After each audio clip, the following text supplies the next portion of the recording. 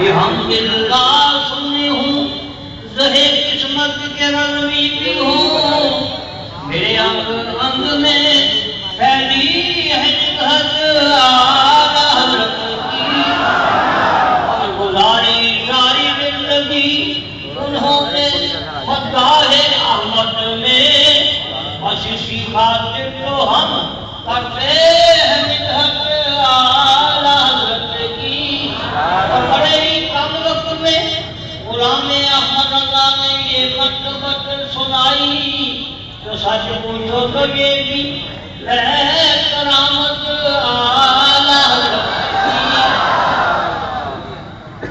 یکم دسمبر کا سال 1906 کا ذکر ہے۔ یہ ولی کی بصارت اور بصیرت دیکھیں، ولی کی مشیت دیکھیں۔ یکم دسمبر سال 1906 کا واقعہ ہے۔ میرے اعلیٰ حضرت سید امام احمد رضا خان رحمۃ الرحمان آپ نے میرے والد صاحب سے فرمایا کہ سید صاحب آپ اس بچے کو اللہ تعالیٰ ساری دنیا کی سیر نصیب فرمائے گا اور عظیم سے عظیم تر اور عظیم سے عظیم ترین ہستیوں کی رب کائنات اپنے حبیب لبیب صلی اللہ علیہ وسلم کا درخواست زیارت کی نصیب فرمائے گا۔ یہ آپ نے فرمایا یکم دسمبر سال 1906 میں سعودیہ حکومت نے ارادہ کیا، پروگرام بنایا کہ مسجد نبوی شریف کی توسیع کی جائے، کھلا کیا جائے، بڑھایا جائے۔ یہ پروگرام بنایا سعودیہ حکومت نے سال 1971 میں 1971 میں جو نقشہ مسجد نبوی شریف کا بنایا گیا، اس نقشے کے اندر سردار الانبیاء نبی آخر زمان کے والد پاک حضرت سیدنا عبداللہ بن عبد المطلب رضی اللہ تعالیٰ عنہ آپ کی قبر انور اس نقشے میں آتی تھی۔ پرانے حاجی جن لوگوں نے 40 سال پہلے کیے انہوں نے دیکھا کہ مسجد نبوی شریف کے بالکل قریب ایک احاطہ مکان تھا، اسے کہا جاتا تھا دار النابغہ۔ سیرت کی تمام کتابوں میں اس مکان کا دار النابغہ کا ذکر آتا ہے۔ اس دار النابغہ کے کمرے کے اندر سردار الانبیاء نبی آخر زمان کے والد پاک حضرت سیدنا عبداللہ بن عبد المطلب رضی اللہ تعالیٰ عنہ آپ کی قبر انور ہے۔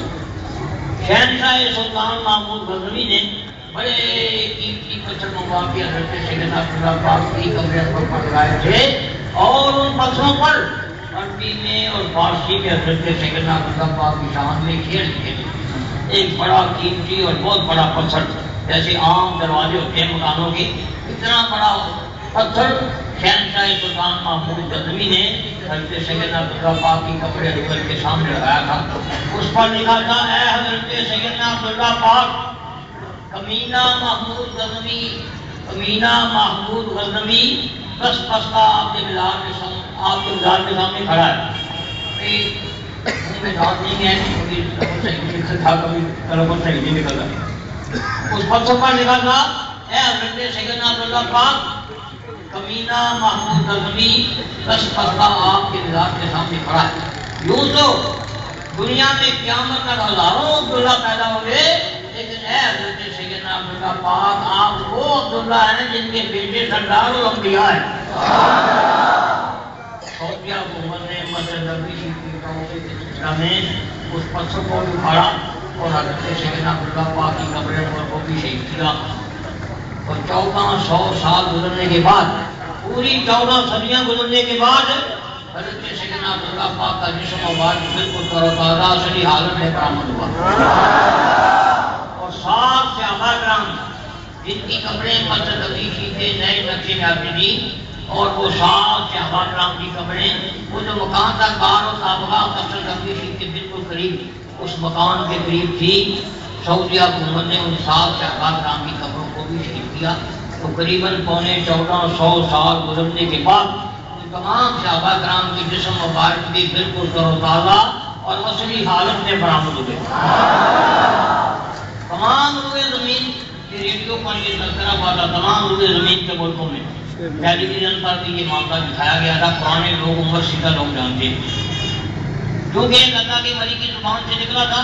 سید امام احمد رضا خان رحمۃ الرحمان آپ نے یکم دسمبر سال 1906 میں میرے والد صاحب سے فرمایا تھا کہ سید صاحب آپ اس بچے کو اللہ تعالیٰ عظیم سے عظیم ترین ہستیوں کی زیارت نصیب فرمائے گا۔ تو آپ کی زبان سے نکلا ہوا وارد ہوا تقدیر الہی بنی. کیوں؟ زبان تو اللہ کے ولی کی ہوتی ہے لیکن طاقت رب تعالیٰ کی عطا کی ہوئی. آنکھ تو اللہ کے ولی کی ہوتی ہے لیکن طاقت رب تعالیٰ کی دی ہوئی ہوتی ہے. ہاتھ تو اللہ کے ولی کا ہوتا ہے لیکن طاقت رب تعالیٰ کی عطا کی ہوئی ہوتی ہے. ہاتھ ہے اللہ کا بندہ مومن کا ہاتھ ہے اللہ کا بندہ مومن کا ہاتھ. آپ کی زبان سے نکلا ہوا اللہ تعالیٰ نے پورا کیا تقدیر الہی بنی. ہز ہائنس ہز ایکسیلنسی الشیخ زاہد بن سلطان النعام. یہ دنیا آپ کے بات ہے نا. ابو لہب کا ایک بادشاہ تھا کہ 9 سال ہو گئے دنیا سے انتقال کر گیا. وہ بادشاہ جنتی تھا. رمضان پاک اس بادشاہ کو موت آئی. اس بادشاہ نے شیخ زاہد بن سلطان النعام نے ہمارے ملک میں زمین خرید کر کے یہ رہی پیار تھا ضلع کی پچھلی طرف چورستان کا علاقہ ہے وہاں ایئرپورٹ بنایا ہے اپنا پیلس بنایا ہے محل بنایا ہے شہرگاہ بنائی ہے شکارگاہ بنائی ہے. وہ بادشاہ ہر سال ہمارے ملک پاکستان میں آتا تھا 1 مہینے رہتا تھا. واقعہ تو بڑا لمبا سب کرتا ہوں. وہ بادشاہ اپنی والدہ اپنی نانی اور اپنی دادی کو لے کر کے زیارت کے لیے جانے لگا. تو رب تعالیٰ نے اس بادشاہ کے قربے کے ساتھ مجھے بھی جانا نصیب فرما لیا کیونکہ ولی کی زبان سے نکلا ہوا تھا اللہ نے پورا کر دیا.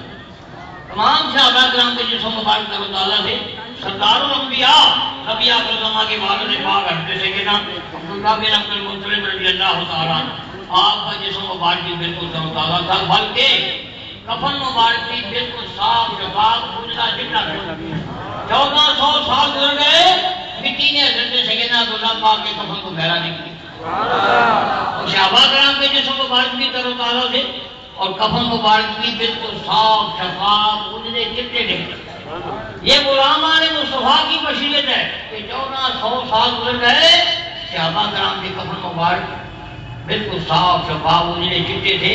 مٹی نے 100 سال گزر گئے صحابہ کرام کے کفن کو پھیلا نہیں کیا تھا.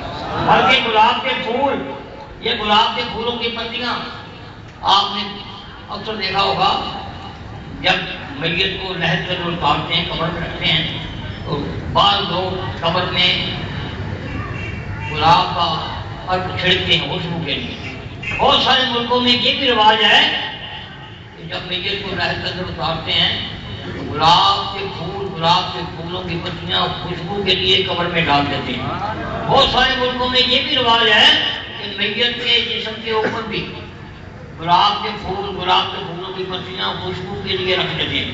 وہ گلاب کے پھولوں کی پتیاں جو 1400 سال پہلے صحابہ کرام کی قبروں میں گلاب کے پھولوں کی پتیاں رکھی گئی تھی وہ بھی تروتازہ تھی اور ان کے اندر سے خوشبو آئی.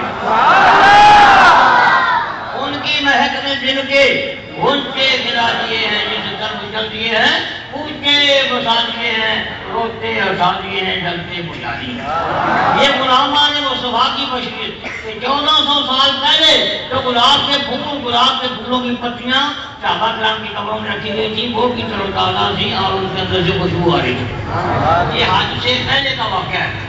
2 لوگ اس وقت